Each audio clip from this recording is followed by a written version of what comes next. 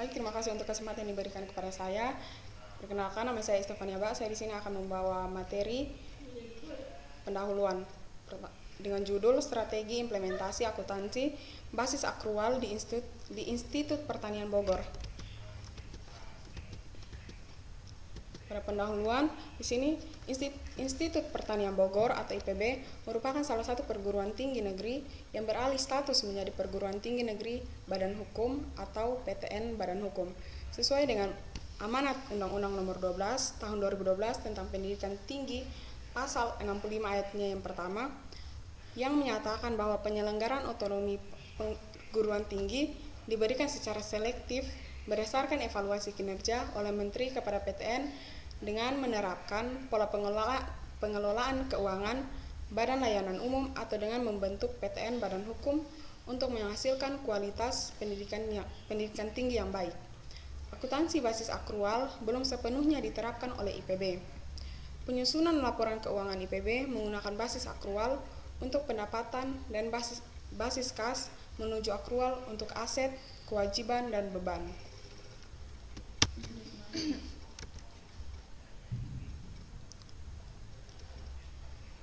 Baik, perkenalkan, nama saya Abelis Vigo. Saya di sini akan membacakan slide berikutnya, yaitu metode. Pada metode ini, metode pengumpulan data dalam penelitian ini dilakukan penelitian survei, yaitu menggunakan kuesioner skala Likert kepada responden yang telah ditentukan. Responden dari penelitian ini adalah pegawai Biro Keuangan, pengelola kas unit atau PKU, dan kepala tata usaha atau KTU di Institut Pertanian Bogor. Yang pertama, analisis koefisien korelasi Rank-Spearman. Yang kedua, metode analisis deskriptif. Yang ketiga, proses hierarki analitis atau AHP. Perkenalkan, nama saya Henderi Cetunggal. Saya akan membacakan slide berikutnya, yaitu pembahasan. Yang pertama, analisis koefisien korelasi Rank-Spearman.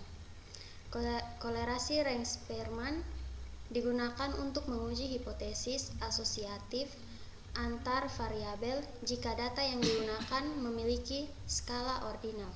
Analisis ini untuk mengetahui ada atau tidaknya hubungan antara dua variabel yang akan diuji. Yang berikut, metode analisis deskriptif. Analisis deskriptif merupakan suatu metode analisis sederhana yang dapat digunakan untuk menggambarkan kondisi suatu observasi dengan menyajikannya dalam bentuk tabel, grafik maupun narasi dengan tujuan untuk memudahkan pembaca dalam menafsirkan hasil observasi. Yang berikut, proses hierarki analitis atau AHP. Proses hierarki analitis atau AHP adalah teori pengukuran melalui perbandingan berpasangan dan bergantung pada penilaian ahli untuk menurunkan skala prioritas. AHP merupakan metode pengambilan keputusan dari suatu masalah multifaktor yang kompleks yang disusun menjadi suatu hierarki dengan menguraikan keputusan.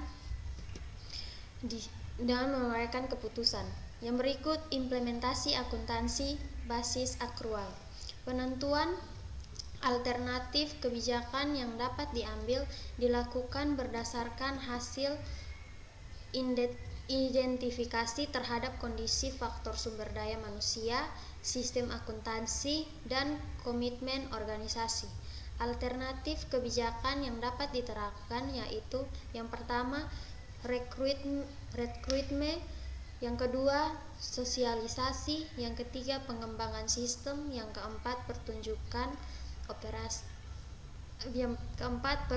petunjuk operasional baku, dan yang kelima, pendidikan dan pelatihan. Baik, para kesimpulan, tingkat pemahaman sumber daya manusia di IPB mengenai akuntansi basis akrual masih dalam kondisi ragu-ragu. Sementara persepsi setuju dan kesiapan sumber daya manusia setuju untuk implementasi akuntansi basis akrual. Yang pertama, subsistem aset sebagai bagian dari sistem akuntansi yang ada di IPB belum siap untuk menerapkan akuntansi basis akrual.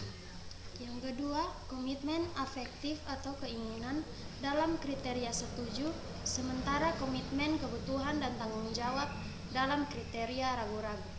Yang ketiga, strategi yang dipilih dalam implementasi akuntansi basis akrual di IPB adalah pengembangan sistem, yaitu mengembangkan sistem akuntansi. Sekian dan terima kasih. Terima kasih.